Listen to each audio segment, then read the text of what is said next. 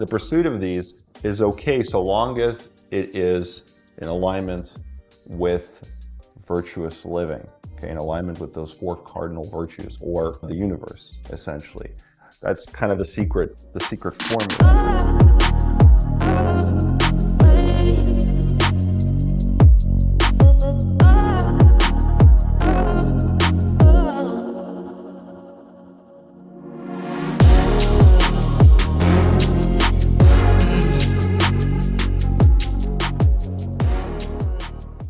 What up, Casanovas? Today, I want to talk about something very important.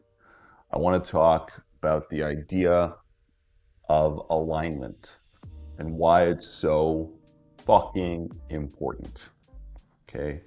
Why it is the most important thing, why it's the most foundational thing, okay?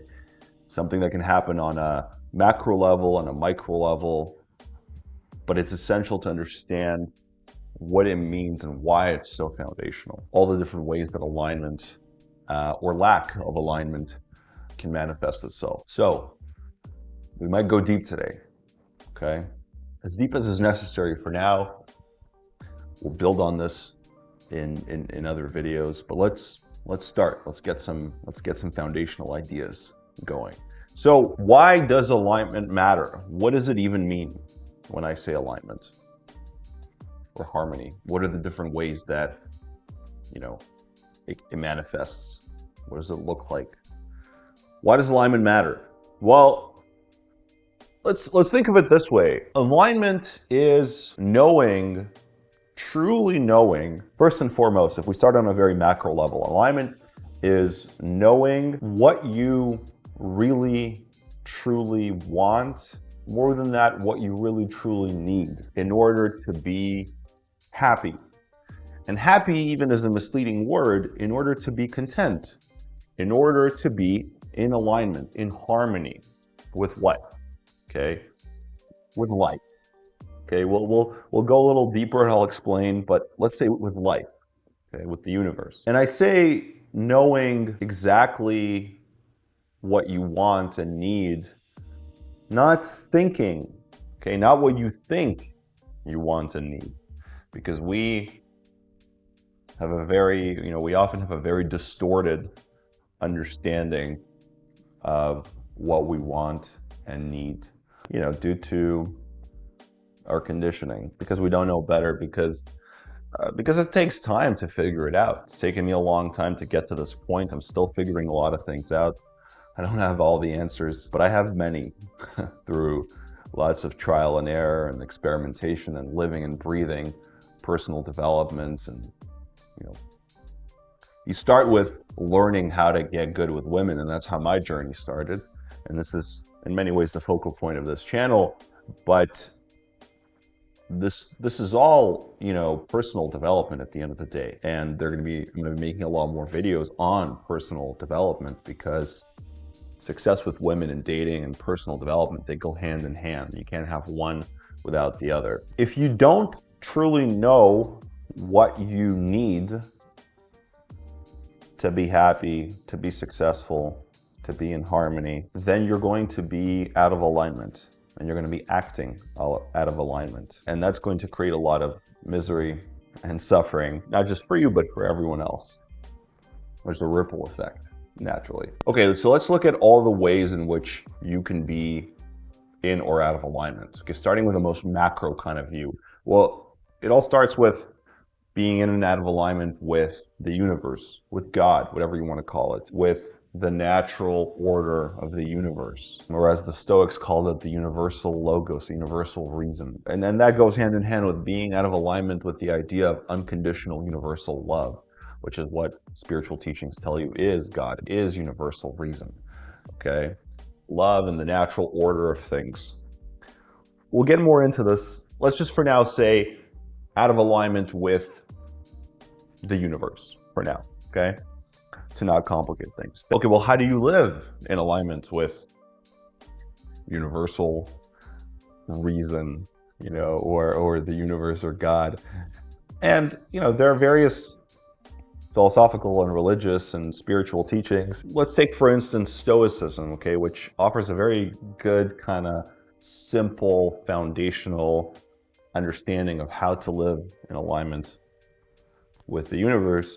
And they talk about the four cardinal virtues, which are wisdom, justice, courage, and temperance, or balance and self-control. We'll talk more about those, but they say that to live virtuously is what brings us the most contentment, the most harmony, the most happiness. Okay, that's the foundational recipe for how to live in alignment, is to practice these four things and to act from a place of love versus from a place of fear. Okay, now let's go a little bit more micro and talk about some foundational essentials for happiness and alignment.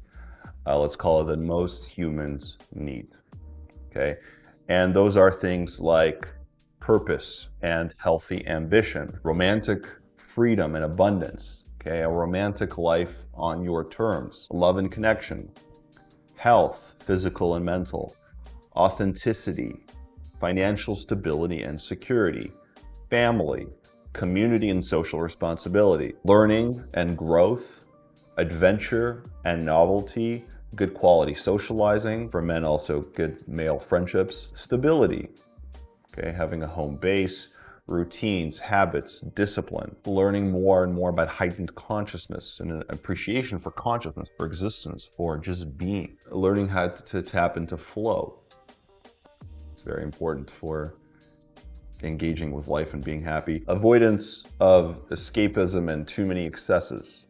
Okay, whether it's drugs, whether it's ego, whether it's work, whether it's women, whether it's travel and novelty, whether it's, kinds of ideologies, whether it's excessive growth, any kind of obsessions or excesses, and anything that is an escapism, a source of escapism from being in alignment, can be bad as well. Now, while a lot of these things that I listed here are universally important to lead a balanced life, like health, wealth, education, social status, physical pleasures, friendship and relationships, good food. While their importance, it's important to understand that they're not necessarily the source of true happiness and fulfillment.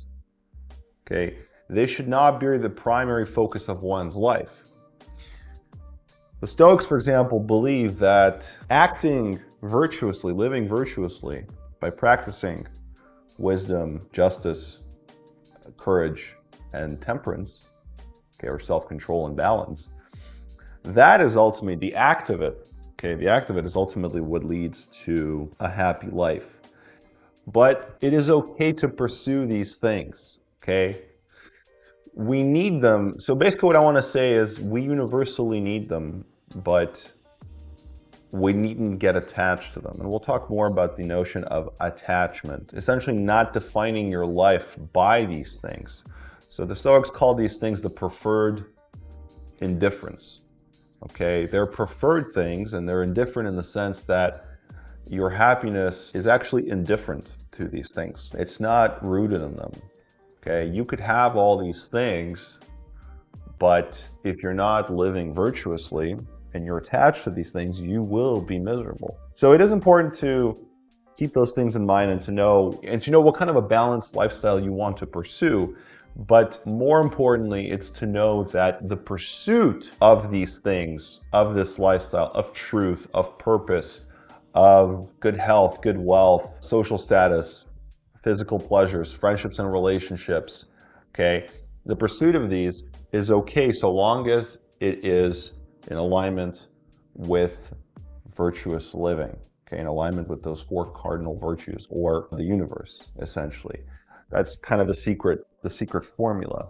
Certain religions elaborate on this by having the seven deadly sins, or the seven holy virtues, okay? They kind of build a little bit on the four cardinal virtues of Stoicism, essentially not letting any kind of egoic pursuits or excesses rule your life.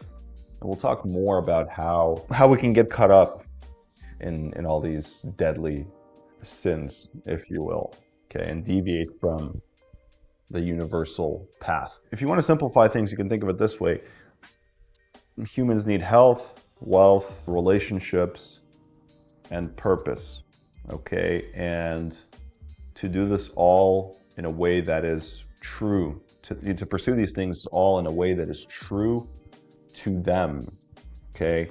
To them and true to the universal order. And these four cardinal virtues are basically a compass, a framework, okay? A way of navigating life so that you don't deviate, so you don't stray from the higher order, if you will, because that's what's going to make you miserable. And we're kind of wired that way. You know, why we're wired that way? Well, we got to ask the universe that question. But we're wired that way, and we can philosophize till the cows come home, till our balls turn blue, whatever the expression is. To understand that that's the way it is immediately going to help you start living a more meaningful life. So let me read this little passage that I wrote to really illustrate this point of living in alignment with the universe. Imagine life as a journey or a river. Living virtuously or in harmony with a higher purpose is like paddling with the current. It's not just about following a set of rules because you have to, right? And this is where I make the distinction between opportunity versus obligation. It's about aligning with the natural flow of the river, the universal way. When we live in a way that is honest, kind, courageous, true to our values, we're moving with the current and not against it. This alignment brings us a sense of peace, fulfillment, and contentment, okay? Even happiness is, I want to say here, even happiness is not, it's a bit of a misleading word, especially, we have such a distorted understanding of what happiness is. People think of happiness as joy, this constant joy and euphoria, like you dropping Molly. And it's like, no, happiness is peace, fulfillment, and contentment. Let's continue. We are wired to seek meaning, connection, and growth. When we live virtuously, we tap into these fundamental needs. It's like being in tune with a song that's already playing in our hearts. This way of living doesn't just benefit us, it creates ripples that positively affect those around us, contributing to a greater universal harmony. You don't follow this path merely because you have to, or out of fear of consequences, okay? No, you follow it because deep down it resonates with who you are, biologically and spiritually. It feels right, like coming home. When we align with this universal way, we find that our lives are more fulfilling. Not because we are seeking rewards, but because we are naturally attuned to living in a way that is enriching and meaningful. So, alignment is not a duty. In some sense, you could say it is. In some universal sense, it is a duty. Well, obviously, that's the way the current goes. But think of it not as a duty, but a path to true contentment. To serve the universe that way is the path to true contentment. So we might as well swim along with the current. So to reiterate, Stoics believe that true happiness and fulfillment come from virtue alone, right? Wisdom, justice, courage, and temperance, and that external circumstances or possessions do not inherently contribute to happiness. However, they recognize that some external things can be preferred if they help in the pursuit of a virtuous life. Okay, so that's important here. So the key to dealing with these preferred indifference is to use them in a way that supports a virtuous life. Okay, they should be engaged in according with the virtues. Of course, attachment, right? Caution against attachment. Stoics caution against becoming too attached to preferred indifference. They should be appreciated without developing a dependency on them for happiness. So these preferred indifference can be a way to orient us, okay, towards a virtuous life, while in the process reminding ourselves that the virtuous life is the source of happiness. While we are pursuing health, wealth, relationships, and our calling or our purpose, we understand that it's the process of pursuing this in a virtuous way that will actually lead us to happiness. It's the journey, not the destination. It's more, the way in which we engage with the journey and not the destination. So similarly with women, it's the way we follow the process. Well, the process in itself is the way we engage with the journey of improvement in pursuit of a life of romantic freedom and abundance is what's going to actually give us our meaning and our happiness and our inner harmony, our inner alignment, if you will. Okay, so as far as practicality and balance, the approach to preferred indifference is very pragmatic. It acknowledges the reality of living in a world where such things can have practical benefits, but it encourages a balanced and moderate approach. They are to be approached with moderation and wisdom, always keeping in mind that virtue is the true goal of life. All right, man. Thanks for watching. I hope you're enjoying this content and that it really helps you make some moves in the right direction. Sincerely, because everything I teach, I have lived and breathed and contemplated ad nauseum.